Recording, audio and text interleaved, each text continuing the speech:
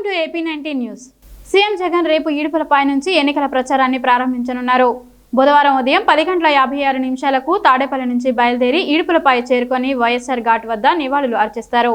అనంతరం మేమంతా సిద్ధం బస్సు యాత్రను ఆరంభిస్తారు. ఇచ్చాపురం వరకు మొత్తం 21 రోజు పాటు యాత్ర కొనసాగనుంది. సిద్ధం సభ జరిగిన 4 ఎంపీ నియోజకవర్గాల మినహా 21 చోట్ల యాత్ర చేపట్టనున్నారు. ఢిల్లీ లిక్కర్ స్కామ్ కేసులో అరెస్ట్ అయిన బీఆర్ఎస్ ఎమ్మెల్సీ కవిత కోర్టుకు హాజరయ్యే సమయంలో కీలక వ్యాఖ్యలు చేశారు. ఇది మనీ లాండరింగ్ కేసు కాదు, పొలిటికల్ లాండరింగ్ కేసు అని అన్నారు. కడిగిన ముత్యంలా బయటికి వస్తా, అప్రూవర్గా మారను, తాత్కాలికంగా జైలుకు పోవచ్చు కానీ మా ఆత్మస్థైర్యాన్ని దెబ్బతీయలేరని పేర్కొన్నారు. ఈడీ కస్టడీ నేటితో ముగియడంతో అధికారులు కవితను రైస్ అవెన్యూ కోర్టులో ప్రవేశపెట్టారు. Money laundering case, it is a political laundering case, it is a fabricated and false case. We will come out very clean. Jai Telangana. Jai Karnataka. Jai Telangana. Jai Telangana. No. They are fighting it out. It is an illegal case. సార్వత్రిక ఎన్నికల్లో సభలు, రోడ్లతో పాటు ఇంటింటి ప్రచారానికి అభ్యర్థులు ముందస్తు అనుమతి తీసుకోవాలని మంగళవారం సీఈఓ ముఖేష్ కుమార్ మీనా స్పష్టం చేశారు. సమావేశానికి 48 గంటల ముందు సువిధ యాప్ లేదా నేరుగా రిటర్నింగ్ అధికారులకు దరఖాస్తు చేసుకోవాలంటూ పార్టీలకు లేఖ రాశారు. ప్రచార సామగ్రి, అనుమతులు సీఈఓ వద్ద, ఊరేగింపులు, ర్యాలీలకు జిల్లాల ఎన్నికల అధికారుల వద్ద అనుమతులు తీసుకోవాలని పేర్కొన్నారు. నందిగామ పట్టణంలోని మెయిన్ బజార్ 5వ వార్డులో వైఎస్ఆర్ కాంగ్రెస్ పార్టీ శ్రేణులతో కలిసి మంగళవారం ఎమ్మెల్యే డాక్టర్ మొండితోక జగన్మోహన్ రావు ప్రతి గడపకు తిరుగుతూ ఎన్నికల ప్రచారాన్ని నిర్వహించారు. ఈ సందర్భంగా ఆయన మాట్లాడుతూ నందిగామలో ప్రధాన రహదారులు అభివృద్ధి చేశామన్నారు. సీఎం రోడ్డును అభివృద్ధి చేసి ఎన్టీఆర్ రోడ్డుగా మార్చామన్నారు. పట్టణంలో 20 కోట్లతో మేజర్ డ్రైనేజీల నిర్మాణాలను పూర్తి చేశామన్నారు.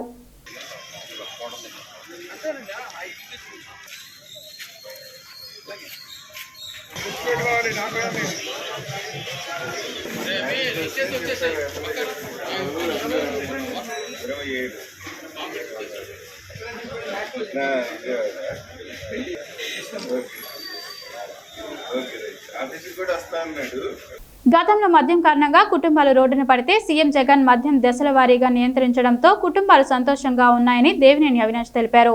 గడప గడపకు కార్యక్రమంలో మంగళవారం ఆయన మీడియాతో మాట్లాడుతూ గతంలో ఎన్టీఆర్ మద్యపాన నియంత్రణ చేస్తే చంద్రబాబు మళ్లీ మద్యాన్ని ఏరులై పారించారని విమర్శించారు. మళ్లీ ఇప్పుడు నాణ్యమైన మద్యం అందిస్తామని ప్రజలను మద్యానికి బానిసలుగా చేస్తున్నారని ధ్వజమెత్తారు. గతంలో రామారావు గారు పూర్తి మద్యపాన నిషేధం అని చెప్పిన పెడితే మళ్ళీ చంద్రబాబు గారు ముఖ్యమంత్రి అయిన తర్వాత మళ్ళీ మొత్తం అన్ని గారు బెల్ట్ షాపుల దగ్గర నుంచి చిన్న చిన్న షాపుల దగ్గర నుంచి ప్రజానికాన్ని మద్యం మత్తులో తీసుకెళ్లే విధంగా చంద్రబాబు నాయుడు గారు చేస్తూ జరిగింది. మళ్ళీ ఇప్పుడు అదే విధంగా మళ్ళీ ప్రజానికం ఒక జీవితాలతో ఆడుకునే విధంగా న్యాయమైన మద్యం అందిస్తాం. లేకపోతే అసలు గంజాయి అనేది చంద్రబాబు నాయుడు హయాంలోనే వచ్చింది. రానున్న ఎన్నికల్లో ఓటమి భయంతోనే చంద్రబాబు నాయుడు జనసేన బీజేపీతో పొత్తు పెట్టుకుంటున్నారని ప్రతిపాడు వైసీపీ అభ్యర్థి బాలసాని కిరణ్ కుమార్ అన్నారు. వట్టి చెరుకూరు మండలం మూట్లూరు గ్రామంలో పార్లమెంట్ అభ్యర్థి కిలారి రోసయ్యతో కలిసి ఎన్నికల ప్రచారంలో పాల్గొని మాట్లాడారు. ప్రజా సంక్షేమ పాలన రావాలంటే వైసీపీకి ఓటు వేసి అఖండ మెజారిటీతో గెలిపించాలని పార్లమెంట్ అభ్యర్థి కిలారి రోసయ్య ప్రజలను కోరారు. కనీసం మనస్సాక్షి అనేది ఉంటే, కృతజ్ఞత అనేది ఉంటే, కనీసం ఈసారి సరే మా పిల్లలకి మంచి చదువుల కోసం మాకు ఇక్కడ స్కూల్ కట్టించే జగన్ అన్న, అందుకని కృతజ్ఞతతో ఉంచుకొని ఈసారన్నా ఓటు జగనన్నకు ఓటు వేయాలని వాళ్ళందరినీ మనం చేసుకుంటున్నాను. ఇక్కడ చెప్పాలంటే ముట్లూరు గురించి మా సామాజిక వర్గం గురించి మాట్లాడాలంటే ముందుగా చంద్రబాబు నాయుడు గురించి మాట్లాడాలా. చంద్రబాబు నాయుడుకి గత కొంతకాలంగా ఓటమి భయం అనేది ఏర్పడింది. ఇది మీ అందరికీ తెలిసిన విషయమే. ఈ ఓటమి భయంతో ఏం చేశాడు? ఫస్ట్ లేదు నా వల్ల కాదు, నా దగ్గర దమ్ము లేదు, జగన్ ఎదుర్కోవాలంటే నా వల్ల కాదని చెప్పి ఏం చేశాడన్నా పొత్తు పెట్టుకున్నాడు. నిజం చెప్పాలంటే 21 సీట్ల కోసం మన యొక్క ఆత్మాభిమానం తాకట్టు పెట్టేశారన్నా. ఇది అవునా కాదా? ఇది ఎంతమంది చూపిస్తున్నారన్నా? ఎంతమంది ఎక్కున్నారు? మన యొక్క ఆత్మాభిమానం తాకట్టు పెట్టేశారన్నా. అదే రుస్తుంగా ఒక్కరిగా చేసుంటే ఆ దారే వేరు. విజయవాడ ఆటోనగర్లో మంగళవారం భారీ అగ్ని ప్రమాదం చోటు చేసుకుంది. ఓ ఆయిల్ ట్యాంకర్ గోడౌన్లో ఒక్కసారిగా మంటలు వ్యాపించాయి. మంటలు పెద్దవి కావడంతో భారీగా ఎగిసిపడుతున్నాయి. దట్టమైన పొగ అలుముకోవడంతో స్థానికులు భయభ్రాంతులకు గురై పరుగులు తీశారు. సమాచారం తెలుసుకున్న అగ్నిమాపక సిబ్బంది సంఘటన స్థలానికి చేరుకొని ఫైర్ ఇంజన్లతో మంటలను అదుపు చేశారు.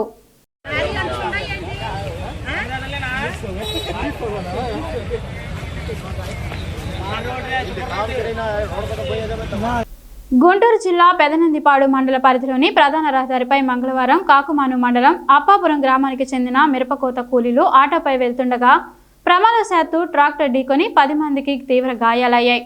స్థానికులు స్పందించి 108కి ఫోన్ చేయగా హుటాహుటిన 3 వాహనాలు వచ్చి క్షతగాత్రులను గుంటూరు ప్రభుత్వ ఆసుపత్రికి తరలించారు. చికిత్స పొందుతున్న క్షతగాత్రులను గుంటూరు పార్లమెంటు వైసీపీ ఎంపీ అభ్యర్థి కిలారి రోసయ్య పరామర్శించారు. ఆయన మాట్లాడుతూ బాధితులకు పూర్తి స్థాయిలో ఆరోగ్యం కోలుకునే విధంగా మెరుగైన వైద్య సేవలు అందించాలని వైద్యులకు సూచించారు.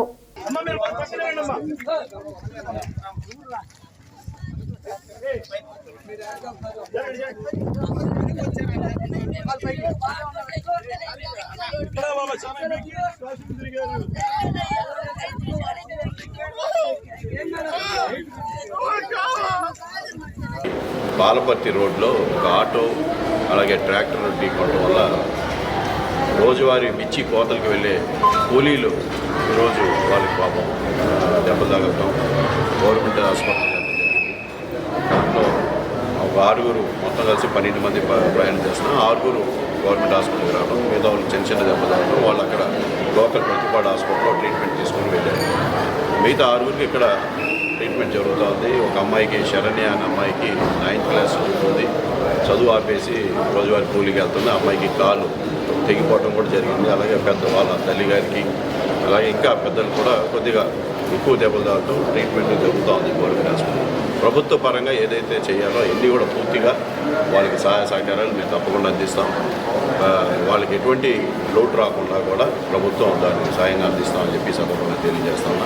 పొంగనూరు మండల పరిధిలోని మాగండ్లపల్లె చెక్పోస్ట్ వద్ద సీఐ రాఘవరెడ్డి ఆధ్వర్యంలో పోలీసులు వాహనాలను తనిఖీ చేశారు. ఈ క్రమంలో సరైన ఆధారాలు లేకుండా కారులో తరలిస్తున్న 2.14 లక్షలు స్వాధీనం చేసుకున్నట్లు పోలీస్ స్టేషన్లో ఏర్పాటు చేసిన మీడియా సమావేశంలో సీఐ వెల్లడించారు. ఈ మొత్తాన్ని కలెక్టరేట్కు తరలించినట్లు సీఐ తెలిపారు. చట్ట వ్యతిరేక పనులకు శిక్ష తప్పదన్నారు.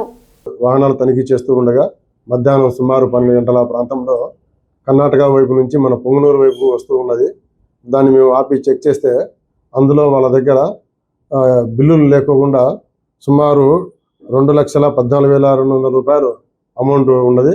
దానికి సంబంధించి ఎక్కడ ఇది అమౌంట్ చెప్తే మేము రామసముద్రంకి పోతున్నాము, పుచ్చకాయల వ్యాపారం చేస్తామని చెప్పినారు. వాళ్ళు దానికి సంబంధించిన అమౌంట్ ఏ విధంగా వచ్చేదని చెప్తే వాళ్ళ దగ్గర ఎలాంటి ఆధారాలు చూపనందున దాన్ని మనం ముందస్తుగా దాన్ని సీజ్ చేసినాము. కృష్ణా జిల్లా గన్నవరం మండలంలో వీరపనేనిగూడెంలో మంగళవారం ఉదయం ఘోర రోడ్డు ప్రమాదం చోటు చేసుకుంది. ఆగిరిపల్లి నుంచి కూలీలతో వెళ్తున్న ఆటో వీరపనేనిగూడెం వద్ద పల్టీలు కొట్టింది. ఈ ప్రమాదంలో 2 మృతి చెందగా 18 మందికి గాయాలయ్యాయి. క్షతగాత్రులను గన్నవరం ప్రభుత్వ ఆసుపత్రికి తరలించారు. ప్రమాదానికి సంబంధించిన పూర్తి వివరాలు తెలియవలసి ఉంది.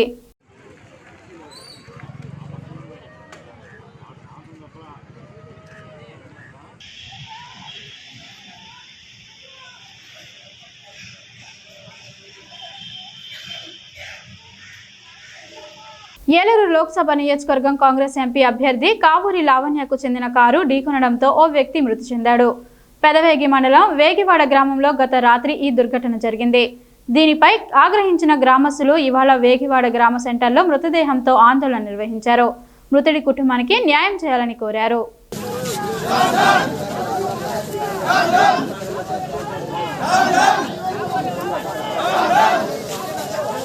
విజయవాడలోని దుర్గామల్లేశ్వర స్వామివార్ల దేవస్థానంలో ప్రత్యేక దర్శనాలకు టికెట్ తప్పనిసరి చేస్తూ ఈవో రామారావు ఆదేశాలు జారీ చేశారు. 100, 300, 500 టికెట్లు ఉన్నప్పటికీ కొనుగోలు చేయకుండా పలువురు సిఫార్సుల పేరుతో నేరుగా దర్శనానికి వెళ్తున్నారు. దీంతో ఆదాయం తగ్గిపోతుంది. ఇకపై అంతరాయాల దర్శనం చేసుకునే భక్తులకు 500 టికెట్ ఉండాల్సిందేనని ఈవో స్పష్టం చేసింది. నిత్యం తనిఖీలు కొనసాగిస్తామని తెలిపారు.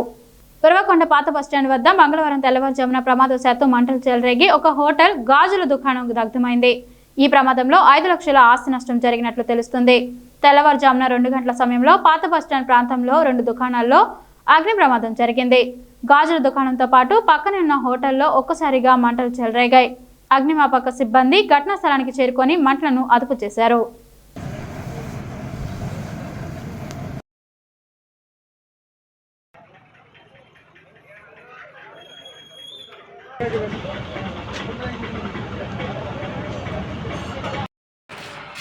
రెడీగా ఉన్నాయి కదా.